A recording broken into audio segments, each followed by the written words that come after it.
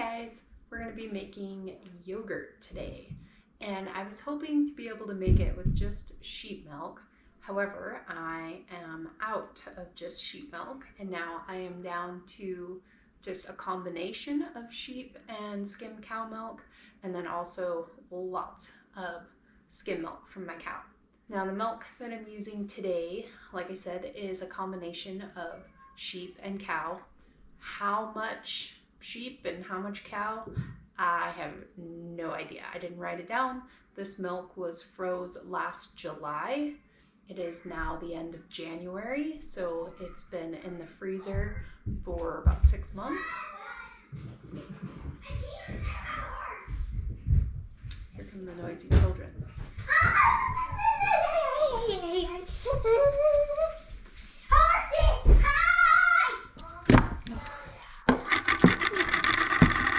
Little frozen. Nope. Alright. Just try to thaw it for a bit. I'm gonna let this sit in the sink with warm water. I just need it to thaw enough that it will release around the edges so I can dump it in the pot. In the meantime, come on, sheep, sheep!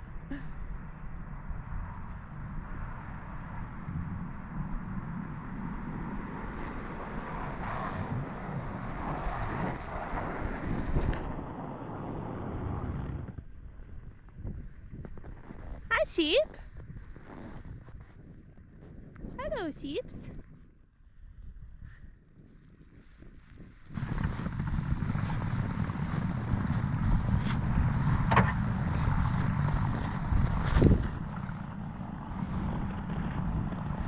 okay, it has thawed enough. It is time to get it in the pot and heat it up. Whoopsie! Great. Didn't happen if no one saw it, right? Splashed milk everywhere.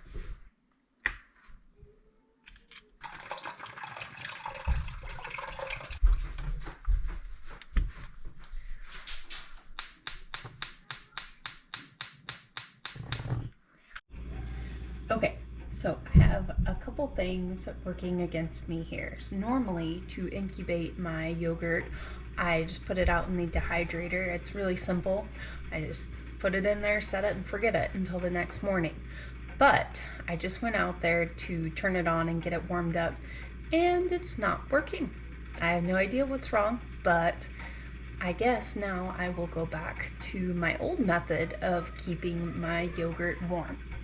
So what I used to do was bring a cooler into the house and put it next to the wood stove, and then put my jars of yogurt or milk, as it were, in, and then add warm water. You don't want it too hot or you'll kill off your cultures, and then close the lid and let it incubate. So I brought my cooler in, and it's icky. I don't know what was in it, but it needs to be cleaned.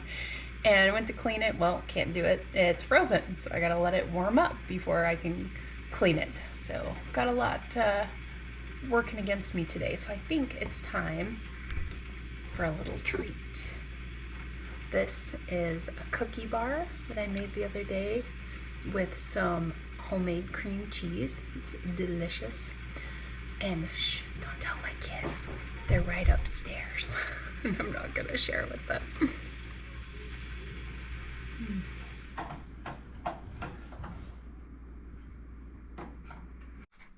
Okay, so I've got my cooler set up by the wood stove, and I went ahead, even though I'm still heating my milk, and I filled it with water. I have these jars full, quart jars full of water, just so I knew what level, how much water I needed. So I'm gonna go ahead and close that and keep the heat in. I'll check the temperature before I put my milk in, just make sure it's not too warm, but it's out of my tap and the milk still isn't quite up to temperature, and then it still has to cool down. So I'm guessing that this will be fine. If anything, I might need to heat a kettle and add a little bit of warm water back in. Okay, we are boiling, so this is good. Go ahead and shut that off. Give it a little stir so that my milk doesn't boil over here, because that's never fun. And then I'm gonna go ahead and stick it in my ice bath and bring that temperature down. Okay, so I've got my milk in my ice bath. It's just cold water in the sink with some ice packs. I've got a thermometer in there. Yogurt is one of those things, like many dairy products, you can look it up and you're gonna get a million different ways to make it, a million different methods, different, you know, little nuances and things. I am loosely following the recipe in David Asher's new book, Milk into Cheese. I'll link it in the description box below. But he says to cool it to clear down to 104 degrees. I am not going to do that just because normally when I make milk or make yogurt with milk, I don't do that and I have pretty good success. I'm actually gonna let it cool down to about 115 and then I'm gonna go ahead and move on to the next step. And the reason for that is just because I feel like it continues to cool, obviously, as you are putting it in the jars and then taking it to your cooler and things like that. So I just like to give myself a little bit of room there so it doesn't cool down too much for the incubating step. And the other thing is you don't have to have an ice water bath. You can just let this naturally cool. There's nothing wrong with that. It'll just take longer. Doing the ice water bath just expedites the process. While that is cooling, I'm going to go ahead and get my cultures put in the jars so it's ready to go, because it actually cools a lot faster than you might think. Okay. I better hurry because it's already down to 125 degrees. So the first thing I'm going to do, because I'm experimenting a little bit today with different cultures, is I'm going to use a freeze-dried thermophilic culture. I'm going to do a 1/8 teaspoon for a quart of milk. I'm using this right here. If you can see that, with the sun glaring, it is absolutely beautiful out today. Cold, but beautiful. Okay, here we go. So now what I have here is, it says Cow Thermo #1. And so what I was trying to do was make my own thermophilic culture like David Asher talks about in his book, Milk into Cheese.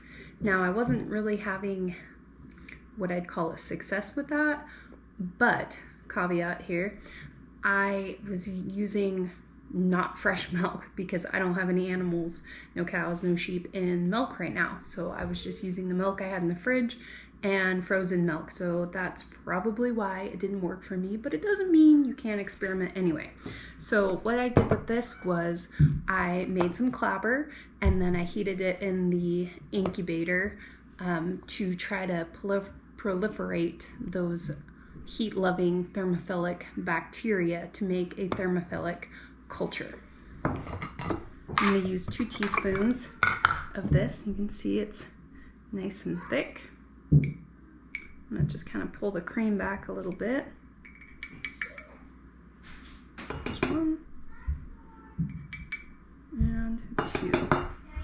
And it smells so good. Okay, I went ahead and pulled my pot out of the ice water bath because it was cooling really, really fast. It says it's already at 110 degrees, so I need to hurry up. So now lastly, I'm going to do this sheep thermo. Okay, so normally what I do when I'm adding my culture, like if I'm doing more of a back slop style where I'm using yogurt that I've previously made, is I'll take the amount of yogurt that I need, I put it in a little measuring cup, I add a little bit of the milk, get it mixed in thoroughly, and then add it into the rest of the milk, just so it really helps incorporate it and you don't have like big clumps. I didn't do that this time. Okay, I'm gonna do the freeze-dried first so it has time to rehydrate before I stir it in. Let's see if I can do it without spilling here.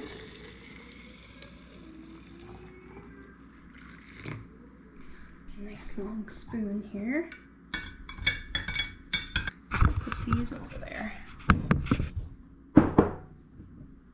We are sitting at about 116 degrees. Perfect. I'm going to pull these jars of water out and put my yogurt in. Yay. And 3. All right. Hey. All right, the last thing I'm gonna do is wrap a blanket around this. All right, I'll see you in the morning.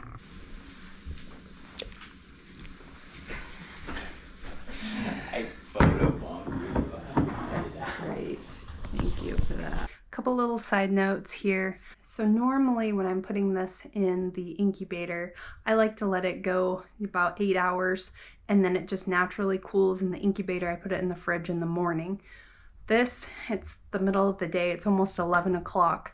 So I'm just gonna let it go until morning. In the morning I will put it in the fridge to set up and then we can try it. We ended up staying up late that night because our daughter lost a tooth, so she had to get a visit from the tooth fairy. So I ended up putting the yogurt in the fridge that night at about 10 o'clock. So it had been in the cooler for 10 or 11 hours. And then this is the next morning, and I'm just showing you how well it's set up, how thick it is. Okay, while I'm thinking about it, I just wanted to talk to you a little bit more about how my yogurt experiment turned out with my different cultures. So you can see we already hit it pretty hard this morning.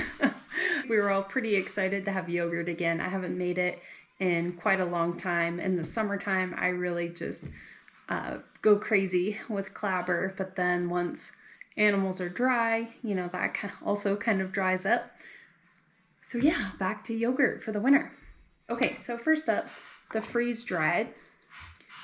This one I would say gave the most consistent yogurt flavor. It gave that really tart, tangy yogurt flavor, which if you think about it, is to be expected by using a freeze-dried culture because that's a very specific culture, right? It doesn't have a bunch of other stuff competing with it. It's just one specific thing or maybe a couple specific strains. So this I would say was definitely the most like what you would expect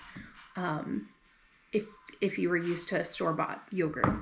The cow thermo.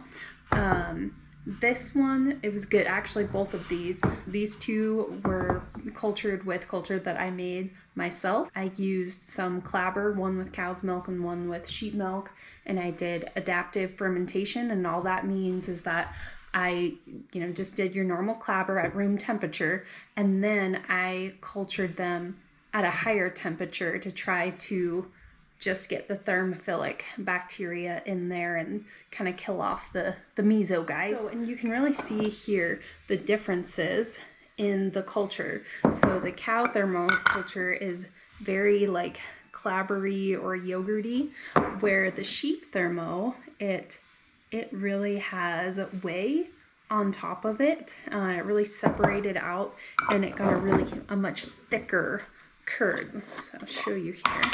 So it's much tougher. See, it's almost more like cheese. See, I can't even like pull it apart. It's more like a cheese curd. So it's really kind of separated into curds and whey. And so I don't know if that's just to do with it being sheep milk versus the cow milk, or if I kind of over fermented it a bit. And then the cow thermo, you can see, is just much more creamy, just like a Clabber or a yogurt. Funnily enough, the yogurts came out very, very similar, but actually the sheep milk, it's got a good smell. It's more mild than the freeze-dried culture. It's nice and, well, it's been stirred up now, so it's not as thick, but so the cow thermo, whoops, that's the wrong one. I'm getting confused here. Okay. So the cow milk versus the sheep milk, this is thinner. This was a little more thick, which is to be expected because just from the cultures themselves, this one was a lot thicker, this was thinner. So, but overall, they're very similar, very little difference in them. They're very tasty. We will have no trouble eating them up, all gone. And so you can see we got into this one and this one. And that was because, so I really like tart yogurt. That's why I got into this one.